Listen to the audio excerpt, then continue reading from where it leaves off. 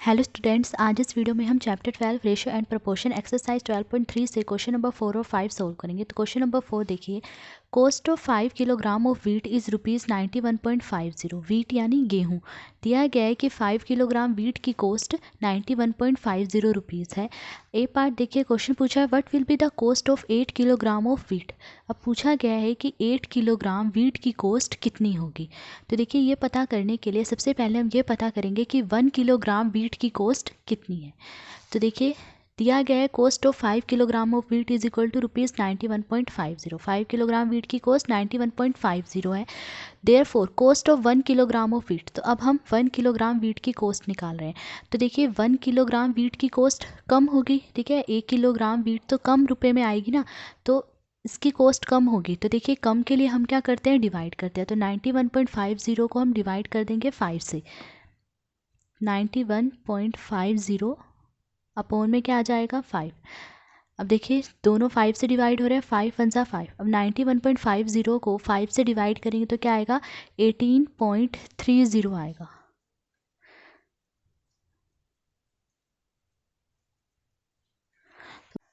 तो cost of 1 kilogram of wheat is equal to 18.30। तो 1 kilogram wheat की cost 18.30 rupees है। अब हमें क्या फाइंड करना है, हमें cost of 8 kilogram of wheat find करनी है, यानी 8 किलोग्राम वीट की कॉस्ट फाइंड करनी है। तो देखिए, 1 किलोग्राम वीट की कॉस्ट 18.30 है, तो 8 किलोग्राम वीट की कॉस्ट तो ज़्यादा होगी, और ज़्यादा के लिए हम क्या करते हैं, मल्टीप्लाई। तो 18.30 को हम मल्टीप्लाई कर देंगे 8 से।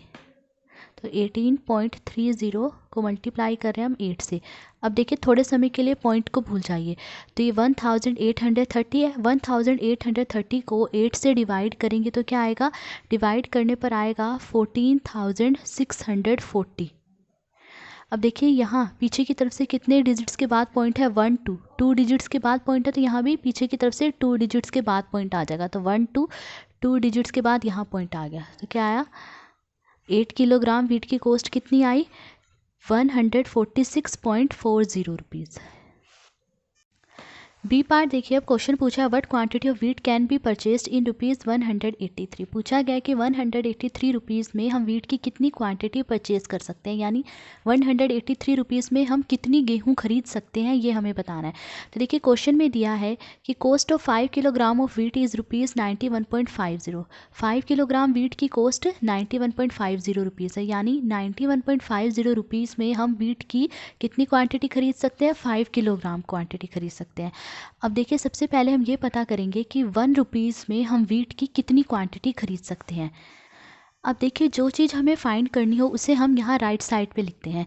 हमें वीट की क्वांटिटी फाइंड करनी है, तो वीट की क्वांटिटी को यहाँ राइट साइड पे लिखेंगे। तो देखिए, in ₹91.50 quantity of wheat can be purchased is equal to 5 kilogram. तो देखिए, वीट की क्वांटिटी को हम यहाँ राइट साइड में लिख रहे हैं। दिया गया है कि 91.50 रुपीज़ में हम वीट की कितनी क्वांटिटी खरीद सकते हैं, 5 किलोग्राम।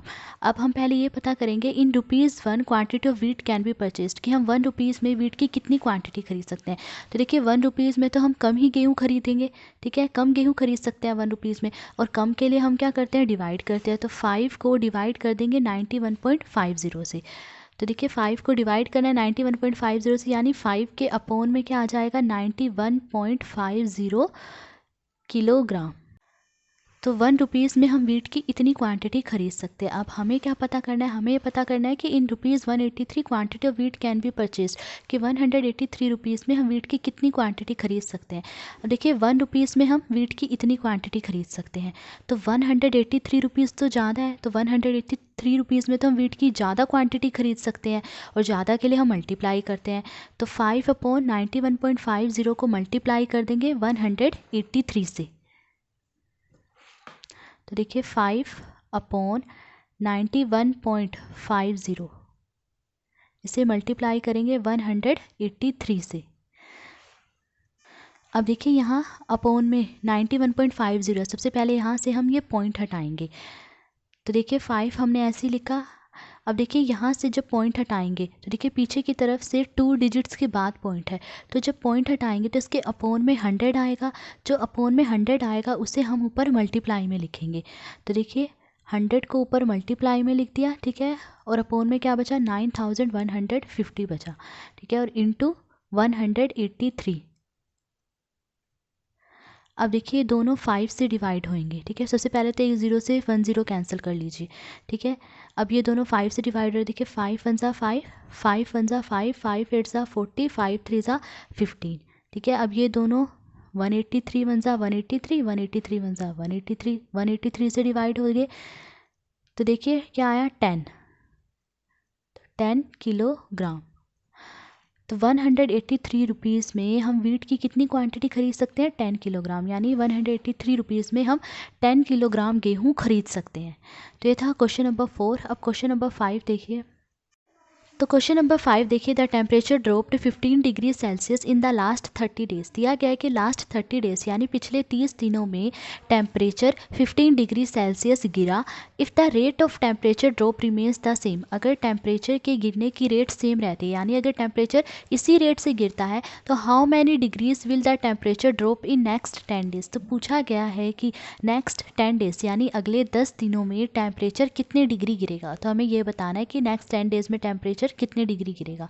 तो इसके लिए सबसे पहले हम ये पता करेंगे कि लास्ट 1 डे में यानी पिछले एक दिन में टेम्परेचर कितने डिग्री गिरा। तो देखिए हमें क्या फाइंड करना है, हमें टेम्परेचर फाइंड करना है, ठीक है। तो देखिए टेम्परेचर को हम राइट साइड पे लिखेंगे। तो देखिए दिया गया है temperature dropped in the last 30 days is equal to 15 degree, कि लास्ट 30 डेज में टेम्परेचर 15 डिग्री गिरा। तो देखिए टेम्परेचर को हम यहाँ राइट साइड पे लिख रहे हैं। अब सबसे पहले हम ये पता करेंगे कि लास्ट 1 डे में टेम्परेचर कितना गिरा। तो temperature dropped in the last 1 day, तो पिछले एक दिन में टेम्परेचर कितना गिरा। तो देखिए एक दिन में टेम्परेचर कम गिरेगा, कम के लिए हम क्या करते हैं, डिवाइड करते हैं। तो 15 को डिवाइड कर देंगे 30 से, यानी 15 के अपोन में 30 आ जाएगा, तो 15/30 डिग्री।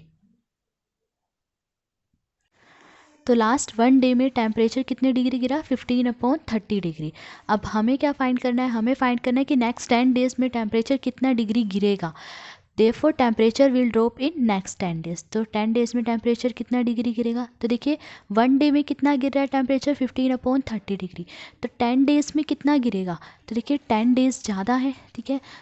तो 10 डेज में टेम्परेचर ज़्यादा गिरेगा, और ज़्यादा के लिए हम मल्टीप्लाई करते हैं। तो 15/30 को मल्टीप्लाई कर देंगे 10 से।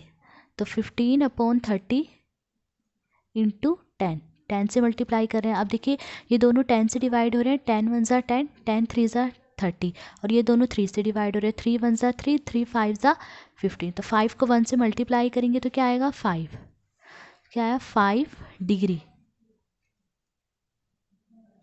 तो नेक्स्ट 10 डेज में यानी अगले 10 दिनों में टेम्परेचर कितने डिग्री गिरेगा, 5 डिग्री, ठीक है। तो ये था क्वेश्चन नंबर 5। तो आज इस वीडियो में हमने क्वेश्चन नंबर 4 और 5 सोल्व करा। अगर आपको वीडियो पसंद आई हो तो please like share and subscribe. Thank you.